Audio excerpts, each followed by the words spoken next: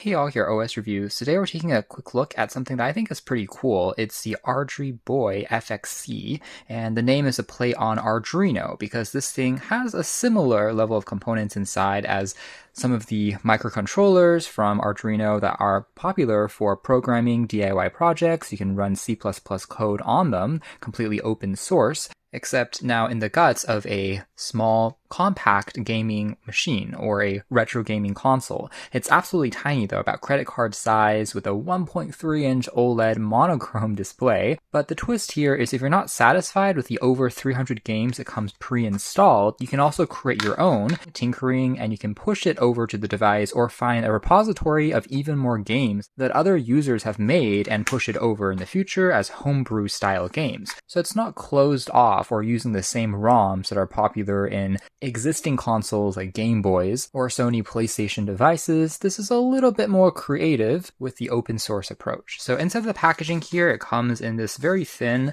layer of foam that gives you a quick recap of how to access the menu system, aka the bootloader, and you can press on the up and down keys for about 3 seconds in any game to exit back into the main menu. There's also a QR code to scan for learning more. The first achievement unlocked is opening the box, and there's also a USB Type-C to Type-C cable included for both charging as well as for multiplayer games. You can link this to another console if you have a friend or family member and compete against them in that way, since it doesn't have built-in Wi-Fi or Bluetooth. It is a pretty simple microcontroller inside, which is relatively energy efficient, allowing this tiny little thing to last around 8 to 9 hours of gameplay before you have to recharge it again. So peeling off this protective film, it has this interesting acrylic shell, semi-transparent, allows you to see the specific microcontroller that they've gone with over here, as well as down below here. It uses a pretty standard now modern USB Type-C for, again, charging, data syncing. There's also a power switch on the very top, which is a little bit recessed. I think it's to prevent any accidental clicks if it's in your pocket, but I kind of wish they made this button a little bit easier to press on, maybe in a future gen model. And then the back of the device is crafted out of aluminum alloy, kind of like an iPod. It actually feels quite premium for what it is. So I do really like this design. Having this cyberpunk aesthetic almost reminds me of some Nothing products like the Nothing phone, as well as, in some sense, the Panic Playdate. So that's a device that was designed by Teenage Engineering. Also has a black and white monochrome screen for playing these homebrew style titles, which are designed to be quick to play, kind of quirky, rather than having the most advanced processing or 3D graphics. But there's a sense of minimalism using some of the 8-bit graphics, which are nostalgic, taking you back to a previous era of computing, and some of those purposeful limitations are actually quite refreshing to see, ironically enough, in this day and age. So here it is next to something like a Arduino Uno, but obviously on this development board they have more connectors for other I/O, which have been cut down on this particular device, which is designed more for that gaming purpose. And here's also a classic Nintendo Game Boy Advance side by side, so you can tell how small this thing really is. Maybe a better comparison would be the Game Boy Micro. It's even smaller than many power banks or MagSafe power banks, as you can see here, so it's going to have no problem sliding into your pocket when you're on the go, taking up very minimal space overall. Although the back is not magnetic, so maybe that can be something that you can customize yourself by attaching some type of MagSafe sticker if you really wanted to pop it behind a phone. And this device is actually sold and distributed by another co-brand, which is called Seed Studio. They specialize in all types of open source products. The previous one that we saw from them was an e-ink display or a home terminal that you can program to set to your own dashboard. So this is just extending on that catalog. Anyways, turning it on, you can see the boot up time is almost instantaneous because the OS is very lightweight, and we are almost immediately greeted into this bootloader style menu where you can cycle back and forth between the main genres of games. Aside from the common action-adventure, platformer, strategy, RPG, so on and so forth, you'll also find at the very end a couple of novelty apps which are designed more for music, like a synthesizer on here. Some very light apps are also found as well. Now keep in mind that like the Arduino Uno microcontroller, kind of like ESP32, you don't have the most RAM or storage purposefully. In fact, this thing only has something like 16 megabytes of storage space, but incredibly, they packed it already with hundreds of games and it still feels quite smooth operationally. And that mostly comes down to the limited graphics, everything being in this more retro 2D style. But there is no expandable storage in the form of a micro SD card slot. They claim this can improve the durability, but I still think having some type of expansion would be nice for folks looking for it, maybe in a next-gen model. It also comes in a couple of other shell configurations. Aside from the silver aluminum, there's also a red and also yellow accented versions, kind of like the classic Game Boys that it's drawing inspiration from, which is kind of cute. Now, the display here, again, for a monochrome OLED panel is actually surprisingly quite bright. And despite not having crazy PPI, super high res, everything is still mostly readable, giving it that retro charm, which feels suitable. Now, you may see a little bit of flickering on screen, just due to the frame rate and the refresh rate of the screen having little interference, but in person, it's a completely stable display. Under Tools, you'll also find a couple of other fun extra features, including this is a file explorer that reminds me of macOS. Being able to move the little cursor around using the D-pad actually feels quite fun. You can engage with some of the contextual menus, double tapping here to open up, again, files. You can even create a tiny little note and it pulls up this QWERTY keyboard, although you have to kind of hunt and peck using the D-pad, taking me back to the days of PDAs before the advent of modern smartphones. Under System, you can also check for status here, including even a battery meter of how much voltage is being drawn in real time. We can also activate the LED lighting, serving mostly for notifications, but you can see on the translucent case, it can kick on, making it look even cooler in the dark. And it is an RGB light, so you can also activate the green color over here, as well as the blue color as well. So you can activate all of those and test them out if it's working. Looks like for thermals, it even tracks the internal temperature of the device as well. And the list here really just goes on, and some of the graphics and icons here are actually quite cute. Again, giving me the Panic Playdate vibes, which is interesting because that console retails for over $200. It's quite premium, whereas this thing can be picked up for a fourth of its price, while also having this more novelty fun factor to it with these purposeful 8-bit graphics compared to modern handheld consoles. Now over here there's also a Pocket PDA function that gives you some basic utility modes like a calculator. There's also a basic currency converter on here, but you have to sync it with your computer to update the information since it doesn't have built-in wireless features. Very basic calendar on here, again showing off the OLED screen. Couple of additional examples here include even a simple graphing calculator mode where you're able to create plots and visualizations based on different popular functions in mathematics. You can see how the graph there will change accordingly, as well as another little app here as a screensaver, generating these patterns, maybe reminiscent of Windows 95 or Windows 98 from back in the day, actually kind of mesmerizing to stare at. Now, because again, OLED screens technically consume less power when there's a black background, since the pixels are completely off compared to LCD screens. So power consumption is limited to the areas where the whites here are turning on. With excellent contrast, it does really pop. And although I was initially quite worried about the miniature size of this console, again the screen being just 1.3 inches diagonally, but honestly it's turned out better than I expected. I think it comes down to the controls being rather sensitive and tactile. They're easy enough to click, they feel relatively satisfying. In addition to a console like this is really designed for moments of playback when you are bored or in between things, rather than sitting down for hours and hours and hours. It's more designed to fill the small gaps or voids when you are trying to wait for something to load. You can reach for this, kind of like a fidget toy of sorts. Overall, I think it's working a little bit better than expected. This is also the mono beep speaker in here.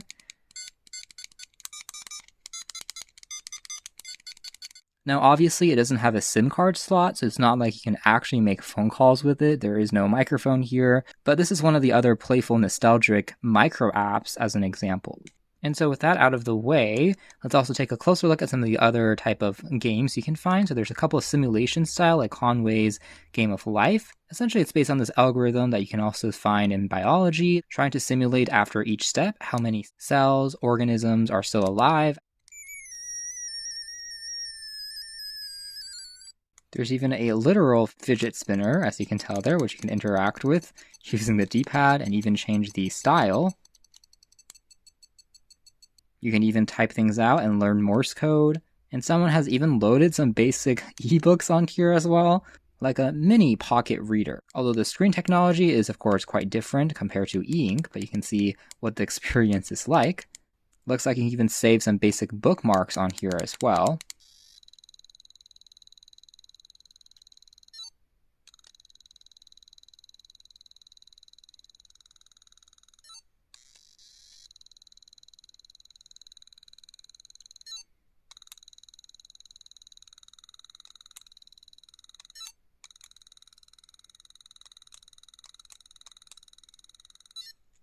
So this is an example of an interactive style ebook where you can tap on different controls to choose the story and it will progress in a different way. It also uses the mono speaker as well as the LED light here to make it feel more interactive. Actually quite cool.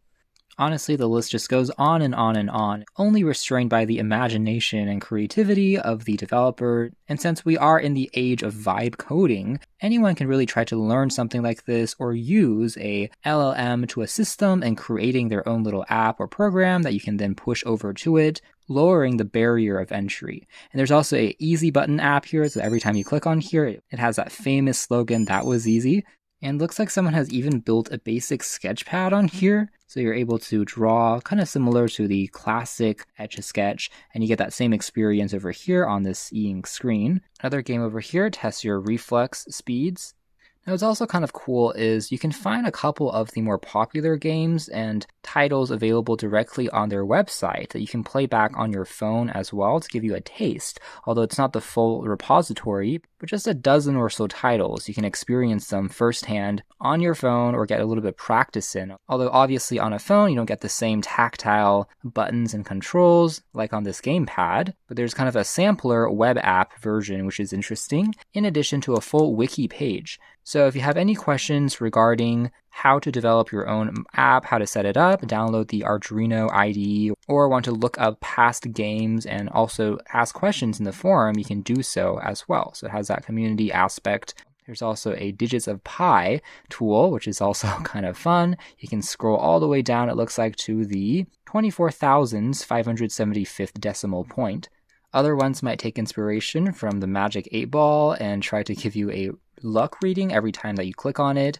Now getting into the actual real games categorized by genre, under action we can see titles including Hopper. So this is like a tile bounce game where you have to jump side by side to get into the next tile. And of course if you miss it and you end up falling into free space, the game kind of ends. It's a little bit wonky though, and definitely gives you a strange perception of depth as you're staring down. A couple more in this particular genre. I'm just going to very quickly scroll through just because, again, there's way too many titles on here, over 300, that we don't have time to go through all of them one at a time. So just a little survey of some of the types of games you can expect. There's Pong, and you can play against a computer over here, actually kind of challenging. Now, maybe one thing I would like to see added in a future software update, though, would be some type of search mechanism or universal search where you can input a name or letter to quickly scroll through some of your favorite games. Right now, you have to kind of categorize it through this genre format, so maybe also having a favorites tab or something like that could make it easier to go through if you have a specific game that you like. But here's also Snake, something that all of the retro Nokia phone vibes.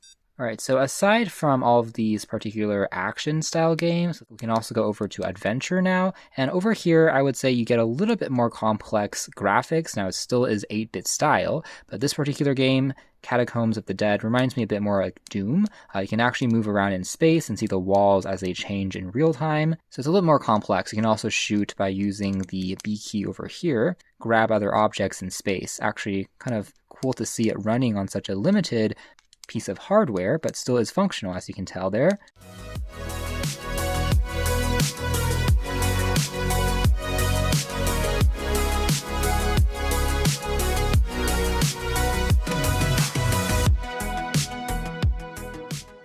So here are some of the examples of the, again, adventure style games, quickly sliding through.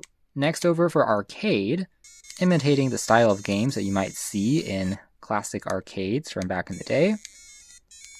A couple of other examples are shown over here. Again, since they are mostly homebrew style, they might be replicating the feel from iconic games of the past, but it's still a reinterpretation, also fitting in with the capabilities of the console with the more limited graphics. So here's a version of Pac-Man that you can also find.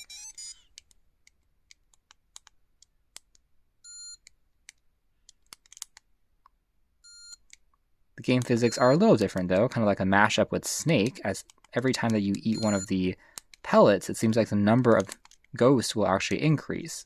Over here on Runner, this is also kind of a creative game where before the time goes down here, you have to find a spot where you can hide and not get crushed, and then continue running and kind of tracks how many moves you're able to make, getting further and further into this particular game.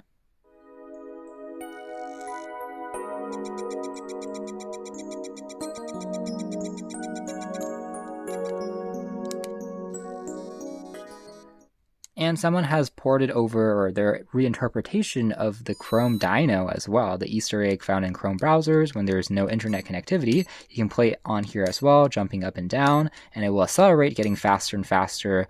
Again, endless runner-style games, avoiding the obstacles.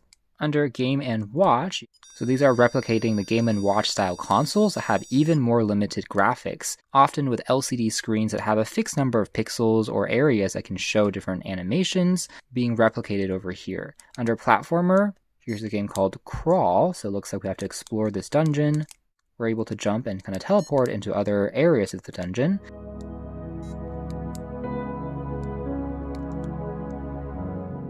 Again, I really do like the graphic art for some of these games, as well as the title splash screens. I think they have been quite creative in this 8-bit style, providing a couple of other examples over here.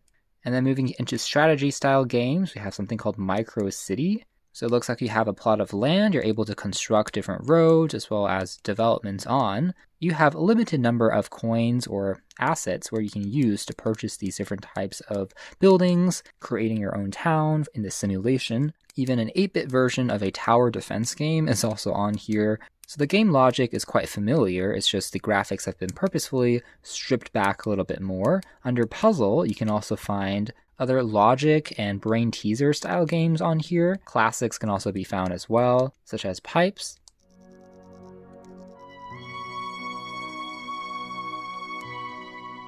Then going over to skill, it looks like a couple other like Minesweeper. Other types of card and board games have been redesigned as small games are also going to fit here as well. You can also save your game state.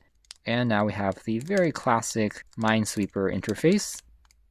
Under tabletop, you'll also find other games here like chess, which is usable, but you do need to have good vision on this game since the chessboard is so small. You can see the rook as well as the pawns here, knight, bishop, queen, king, but it does require a little bit of squinting though. You can also change the difficulty level. So other casino style games, blackjack, reversey can all be found here as well. Some more classic titles.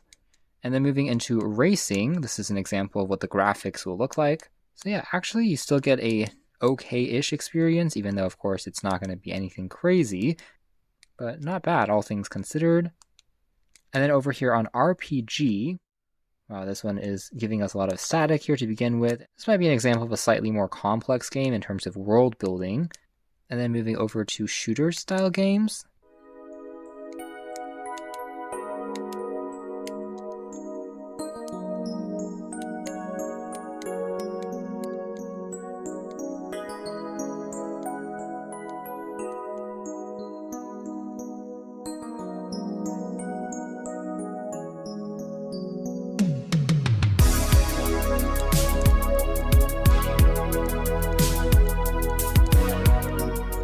Then over here under sports, we have a tiny version of golf, skiing type games. Before looping into, again, some of the more niche genres like music, this is the synthesizer. You're able to adjust properties like the type of instrument, as well as how much reverb you want, and create some looping music in this way, but there's no way to really record the song. It's more like a novelty toy than anything else, but again, kind of like a callback to some of the teenage engineering type products. A metronome can also be found for changing the beats per minute if you're using it when practicing piano or violin, other guitar pieces. So yeah, overall the UI is pretty simple to operate. It just loops around in this carousel. You can go in up and down either direction to flow through the different apps with a thumbnail of what the overall game will be like at the very start. So easy enough to use. So there we have it. That is more or less it as far as our closer hands-on look at the Arduboy Arduino-powered retro gaming console. It's really for just small moments of play rather than being super serious. 8-bit style, a small screen, but surprisingly bright and excellent viewing angles, as you can tell there, with some interesting graphics being designed by community members, as well as some initial games designed by them. Again, fitting into the same realm of something like the Panic Playdate that we mentioned, but in a more accessible form. And honestly, not bad. But yeah, as a proof of concept, I think this thing is really quite fun in a very quirky as well as nostalgic kind of way. So you can check out more details if you're interested in this in the links down below. But for now, that's been our video. Thanks for watching here at OS Reviews. That has been, again, the Arduboy FX-C retro open source handheld gaming console.